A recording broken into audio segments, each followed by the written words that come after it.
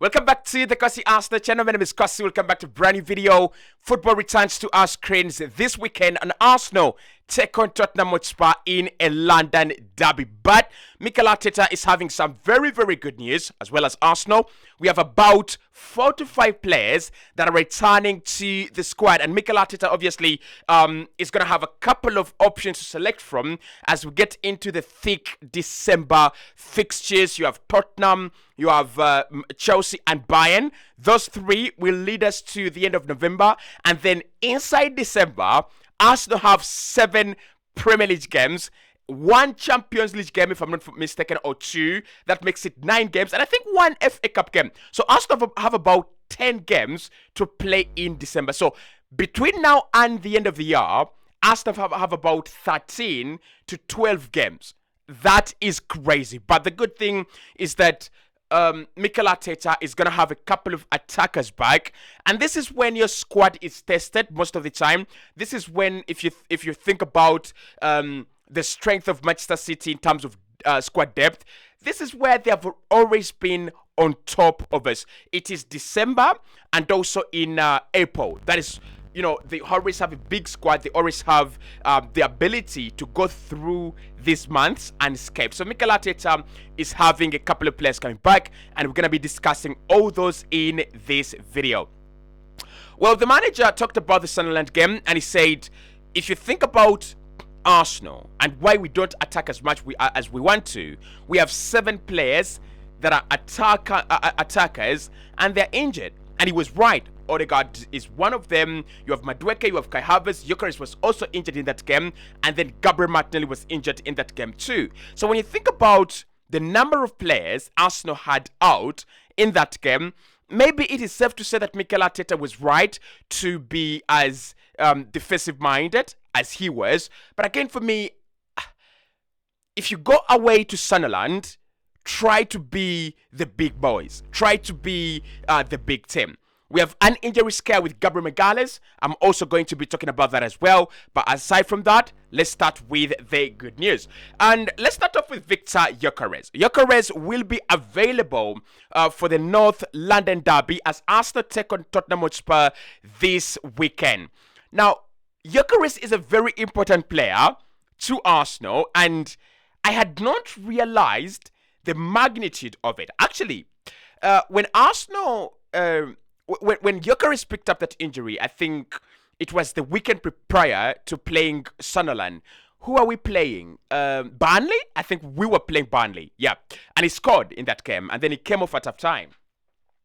Mikel Merino comes into that game and does a very good job. And then we got away. We got into the Champions League and we play Slavia Praha. And Mikel Merino nicks a brace. And I'm like, okay, it looks like Arsenal are okay anyway. Even if we don't have Victor Gyökeres, we have this guy who's Mikel Merino, can play at centre forward, can play as a midfielder as well. And I was content with the performance that he actually put in. Fast forward to the Sunderland game, and that is where I realized the true meaning and importance of having a real centre forward that can work the channels. Oh my goodness, Sunderland suffocated Arsenal. They looked like prime Barcelona under Pep. They looked like prime Bayern under Jopenkos or Hansi Flick. They looked so good. But we didn't work the channels enough. We didn't have that centre forward to give their defense a bit of problems. And that is how we end up with a 2-2 that shouldn't happen, in my opinion. So Gyökeres is coming back, and in a game like Tottenham Hotspur, he's going to be a very, very important player and a very, very key figure. Because one, Tottenham defensively are not the best team. They are not the best team, right? They will nick a goal, 1 or 2, but defensively, you are rest assured they can score. And I can tell you, I won't be surprised for this game to be a North London derby that doesn't have any effect on Arsenal. I won't be as surprised if Arsenal win this game 2-0, 1-0, even 3-0. Because defensively, we are better than anyone out there that Tottenham have played. And I mean that. Yes, they've beaten Manchester City 2-0. And Thomas Frank is a good manager. But for me, with Victor Gyökeres disturbing Romelu and Mickey van der Ven, we have a couple of other surprising, players coming back that we're gonna talk about. I think Arsenal win that game, and we'll talk about that in the preview. But Victor Gyökeres coming back at this point in time is important because we are going into a period where Arsenal need one goal, game over. We're going into a period where games are gonna be thick, fast, which means you're gonna always be tired. And because you're tired, you're going to win games, and you're going to need to win games in the ugliest of ways, right? Not every game is going to be beautiful. Yes, we might beat, let's say, Brentford 2-0, but then you might go to Brighton, you might go away to Brighton, and you have to win 1-0 in the 90. Gyökeres can do that for you, and that is why I'm excited for him to be coming back with this run of games that are coming by. And then his backup is also coming back. Kai Havertz is set to return right after the international break. I've done this story and I've told you that Mikel Arteta is having quite luck, I would say. He's really having quite a bit of luck because you're having Havertz coming back at the same time as Victor Gyökeres. Now, at first in the summer, I'm one of the idiots who are thinking, well, if you're getting Gyökeres, you could sell Kai Havertz. I was being foolish, honestly. Because when you think about 12 games in a space of about 5 weeks, what comes to your mind? This is going to need a lot of players. If you're going to go through this and keep your position at the top of the table and keep that point difference between you and Manchester City healthy, you're going to need a lot of players, and they're going to need to be fit, and they're going to need to deliver. So Kai Havertz coming back not only gives Mikel Arteta an option with the rotation of Gyökeres, but also it allows us to play in a very different way. Kai Havertz is a 10, by the way, if you haven't noticed. He's a 10, naturally. He's played as a 10 at Leverkusen. But then there is this role that we've always talked about him, being a Raumdeuter. Don't get me wrong, I'm not trying to say that he should play with Victor Gyökeres on the same page. But there's no problem if Mikel Arteta decided that he wants to play these two, that he wants to try out these two on the same page. And it could work. Kai Havertz is a good box crusher, and I think Gyökeres is very good at creating those channels, running the channels, working the channels. He's very good at that. So if you can move with defenders and move them out of the way, Havertz might actually shine even better. So maybe in a game where you're having Eze on the bench and he's resting, maybe Kai Havertz starts with Victor Gyökeres ahead of him, and maybe that could be something that we benefit from. So Kai Havertz as well is coming back, and I want to see how Havertz and Gyökeres would actually fit in together. I would love to see what Mikel Arteta is having in his plan book. Then Noni Madueke. Now, I'm not going to lie. I have not been 100% convinced with Saka's form so far. But again, does that come from the fact that he's been injured for a long time and then he comes back and he's got to be very important right away? Yes, he's playing for England, he's playing for Arsenal, and he's playing at the highest competitive level. Now, obviously, if you play like Saka, you expect that.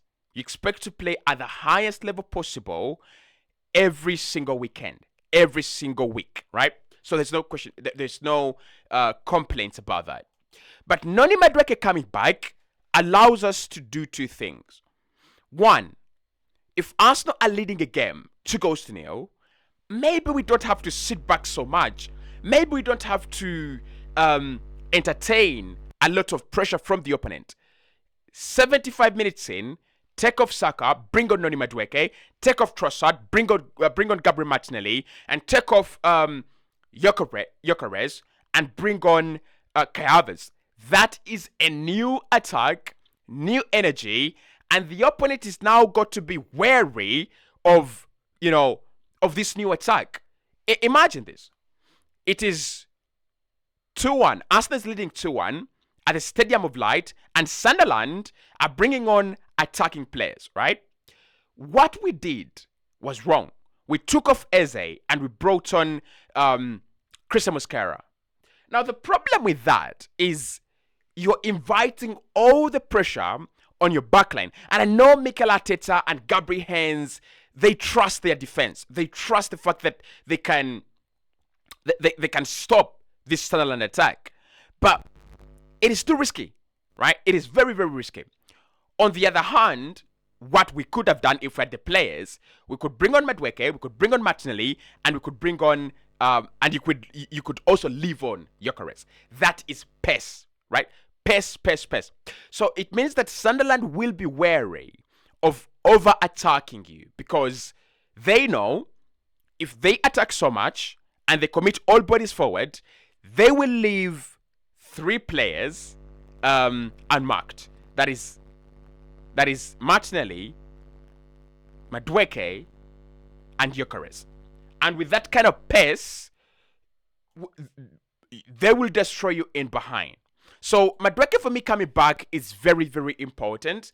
It will allow us to rest Saka like the way we want to. That's number one. But also, it will allow us to have that kind of switch in games. 77 minutes, Saka comes off, Madueke comes on, and it's a bit of fire. But the most important player that I'm very, very excited about is Martin Ødegaard. Now, I've loved Eze, and would I keep Eze in the team? Absolutely. I've told you the advantages of Mikel Arteta playing Eze, right? Mikel understands the importance of a player like Eze. And if you think about the Sunderland game, I want you to think about the Sunderland game once again. Think about the first goal. Declan Rice is pressing. And in front of him is Mikel Merino, Eze, and Saka. That is the importance of Eze.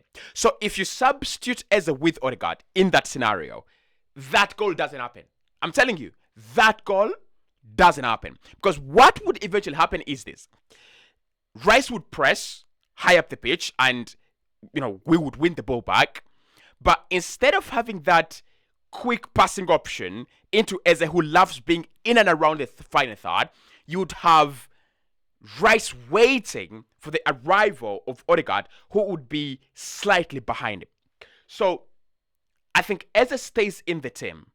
The question, who goes out of this team for us to accommodate Martin Ødegaard is important. Guys, he is very important to this team. And if you're among the people who said, well, we can do away with Odegaard, I need your apology. The email is cossymediabusiness@gmail.com. Send your apology right now. Otherwise, we're going to have problems. You're going to have problems with me. We need Odegaard. I cannot emphasize how important he is to the team, but I can tell you that we need Martin Ødegaard. So, most importantly, and again, I don't know how Mikel Arteta is going to do this because Rice and Martin Zubimendi are the heart of that midfield. Defensively, they're doing a good job, and also in possession, they're doing a very good job.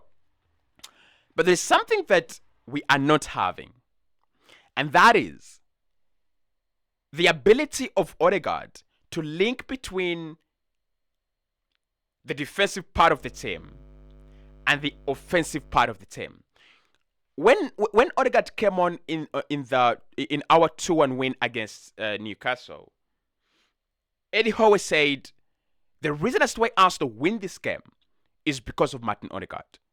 When he came onto the pitch, they started breaking through our lines quicker, and they started breaking through our lines with conviction. And that tells you why Arsenal need Odegaard. Because I looked at this Sunderland game, especially in the first half, and it's like, bloody hell, what am I watching? What is this? Like, there was no penetration, there's nothing. But if Odegaard is in that game, it's different. If Odegaard is on the pitch, it is different. He will try a couple of things. The reason as to why maybe Saka is not even doing very well is because you don't have that player like Odegaard that is going to always try to thread passes through for him to be clear 1v1 with the goalkeeper, clear 1v1 on goal, and maybe allow him to cut it back. So, Odegaard is also coming back, and I don't know why he suffered so many injuries at in a very short period of time. He has already suffered three like 3 different injuries this campaign. I don't know. We need him. We absolutely need him. But so that is the update. Now we have Calafiori. According to Fabrizio Romano, Calafiori is back and is okay. He had picked up some slight knock while playing for the Lazzurri, but he's okay, right? So Calafiori should be around as we take on Tottenham. And then there is Gabriel. But with Gabriel Magalhaes, I'm going to do a whole video about Gabriel Magalhaes. Because he gets injured. I know there's Piero Hincapié. I know there's Christian Mosquera. But Gabi gets injured.